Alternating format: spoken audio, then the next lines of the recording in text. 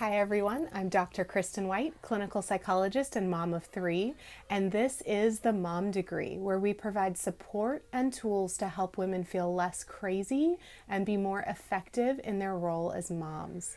So today we are finishing up a series on self-care, for now at least. I make no promises, I won't return to it in the future. But we have one last topic for this first pass at least, and this topic is a really hard one, actually. This topic is letting go. This is part of self-care. Part of being okay, part of taking care of ourselves is being able to let things go.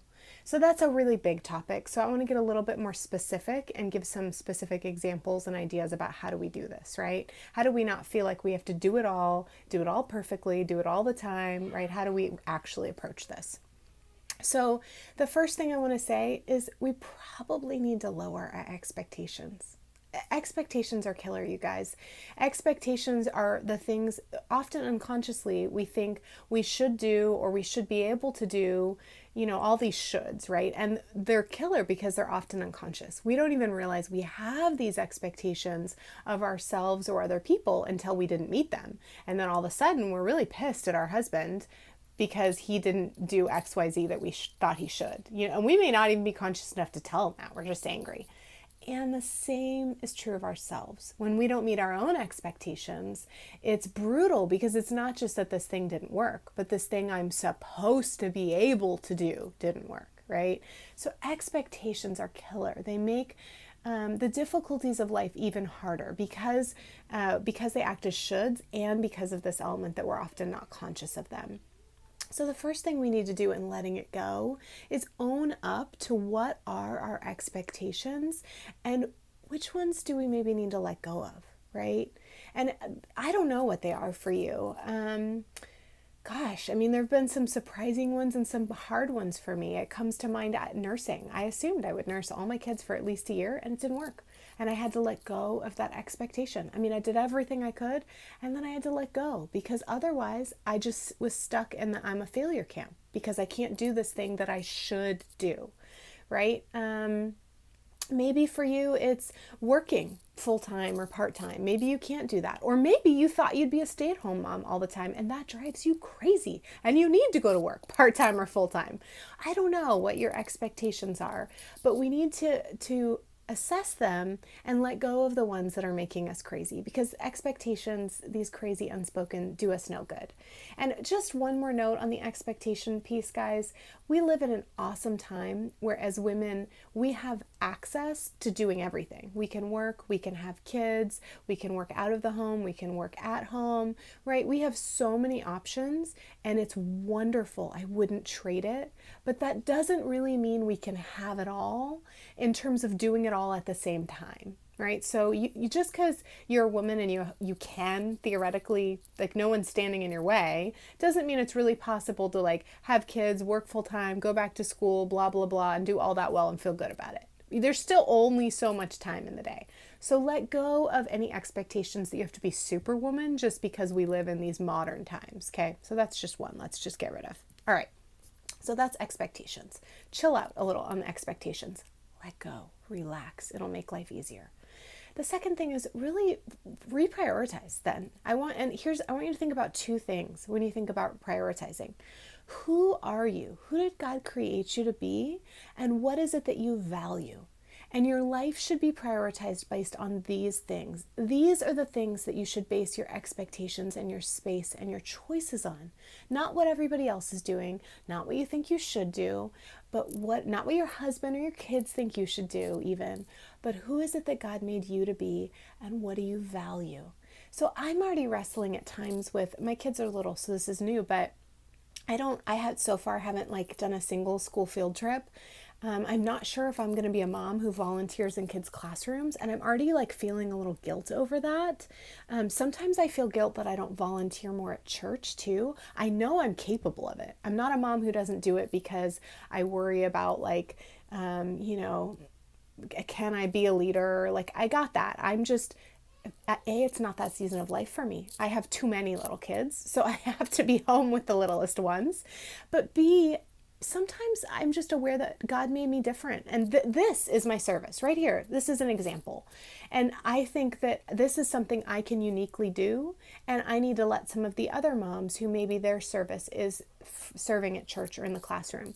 I'm not saying that's you, but I'm saying that's an example of where we need to let go of what other people are doing or what this picture looks like that we think we should be able to do. Be who you are and be what you value.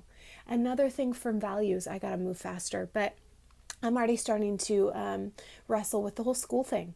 I value having time together with my kids, and I value having not being busy as an individual. Like, screw kids. I mean, of course I love my kids, but I don't want them to be insanely busy. But even if they could handle it, I can't. I don't do well with that. I don't value it. I like space. I like a slower rhythm. So I'm already wrestling with, I can't have my kids in school full time in like public school 8 to 3 and then in after school sports and for another 2, 4, or 5 hours. I either have to homeschool them or give up on the activities or something. I don't have the answers yet, but for me, it doesn't matter what everybody else does. I have to go with who God made me to be and what I value. We have to structure and prioritize our lives in a way that work off of that. And it's okay if it's different than everybody else. Let it go. Trying to be everyone else or meet every expectation, your own or other people's, is going to make you crazy. Part of taking care of yourself is letting it go. I hope you're hearing a theme. Another way to let go that this kind of practically plays out is setting boundaries. So you're going to have to learn to say no. To say no to those things that you think you should do or other people ask you to do because they're just not you, or they're just not what you value, or they're just not the right time. Maybe you love to do them, but now it's just honestly not the right time for you and your family. Maybe they're good things, but they're not the best thing. My brother and I used to have a saying that the good is the enemy of the best. If you want to say yes to the best things, sometimes you have to say no to the good things. It's hard, you guys, but if you try to do it all, it's just going to make you crazy.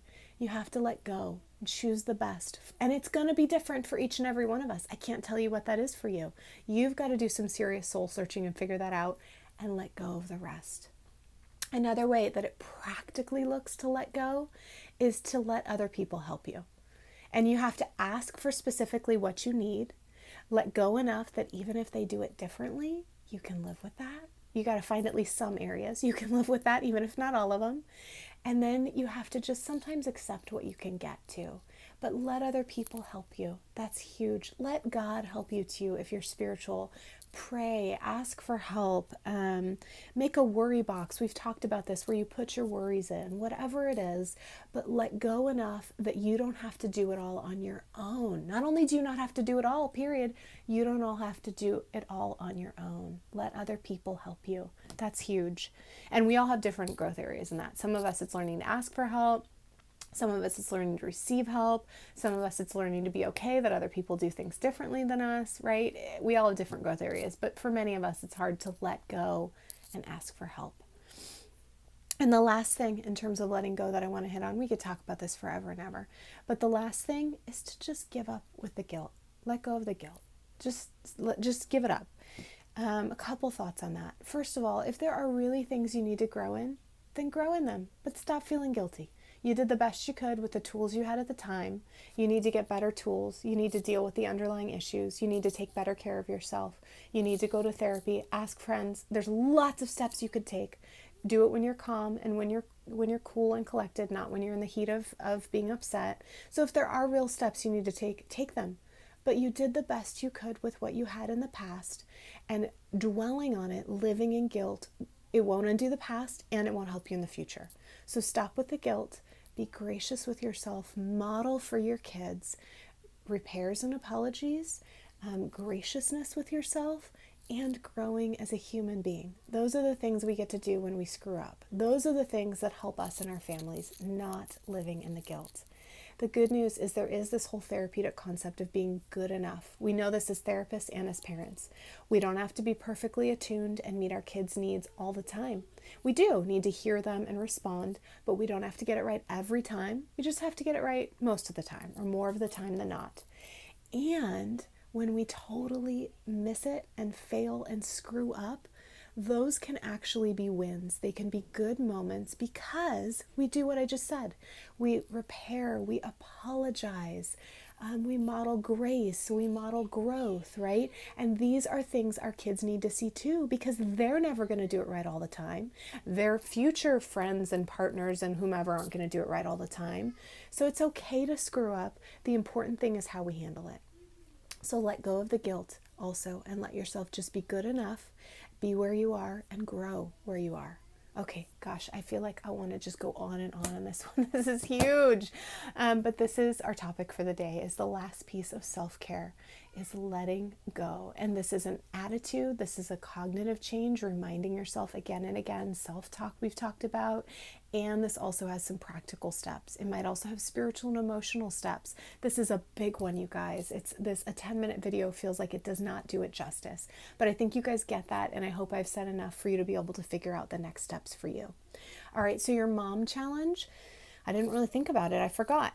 Your mom challenge, let's say, post comments or questions, thoughts on what is the hardest area for you to let go on. Just post ideas about letting go. What are areas you let go of and what were the results?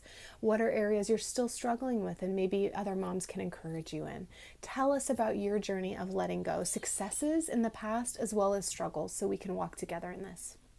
All right. Thank you guys so much. Much love and many blessings. Until next time on The Mom Degree.